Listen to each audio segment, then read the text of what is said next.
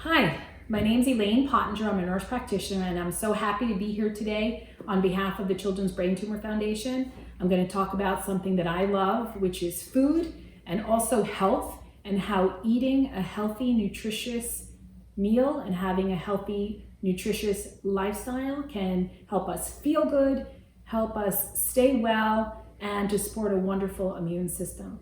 So I'm going to give you a couple of challenges, some tips, and maybe even some surprises that you didn't think about before. So my first challenge to you today is to incorporate fruits and vegetables into every meal of the day, starting with breakfast. How I remember to do this is make a colorful plate, or what we call the rainbow plate. Different foods have different nutrients, and the different colors represent those different nutrients. So you can quickly look down at your plate and say, maybe I'm lacking something. I can add a little green, I can add a little red, and you can make a more nutritious meal. So what I've prepared today of this is just a sampling of all the different colors that foods have, and they have all different nutrients. We're going to start first with the legumes, or the beans. I have here some split peas, some red kidney beans, black beans, and white beans. They're a wonderful source of protein. You can put them in your meals as a meat alternative. Proteins help build our muscles and our strong bodies. It also makes you feel full longer. Spinach can be added for your salads. You can put them on your sandwiches. It's also a wonderful source of iron and fiber, which is good for your heart.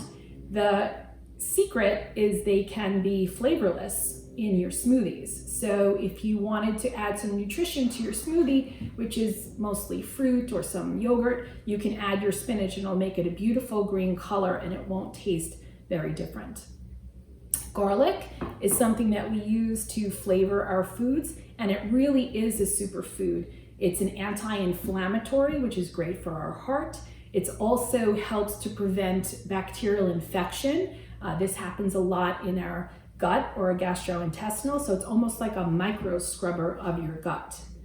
Avocado is, you can see here, they can be bright green when they're not ripe, and they're a little bit darker when they're riper. You can slice them, add them to your sandwiches, add them to your salads, make a delicious guac.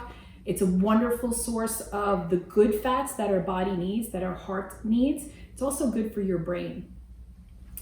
Walnuts, we can snack on these. They're quite delicious. You can put them into yogurt. You can put them into your oatmeal. Like I said, you can just have them as a little bit of a snack. They're a wonderful source of protein. They're also terrific for your skin, and they can help with your mood. So it can help ward off or prevent some depression. Salmon is another superfood. Look at the beautiful orange color. It's a wonderful source of protein. It also has a lot of calcium, which is important for your bones. And if you're still growing, that's very, very important. And as we get older, we have to keep our bones strong and healthy. It has the good fats in it. It also has some properties as a memory booster, which we all could use sometimes. And it also, again, can help with our mood and preventing depression. Dark chocolate is one of my favorites. So this is different than the candy bar that you eat. It's very, very dark. It's not as sweet, but 8 ounces of dark chocolate every day can improve your blood pressure. And it's a nice little sweet treat in the afternoon instead of having a different kind of snack that may not be so healthy for us.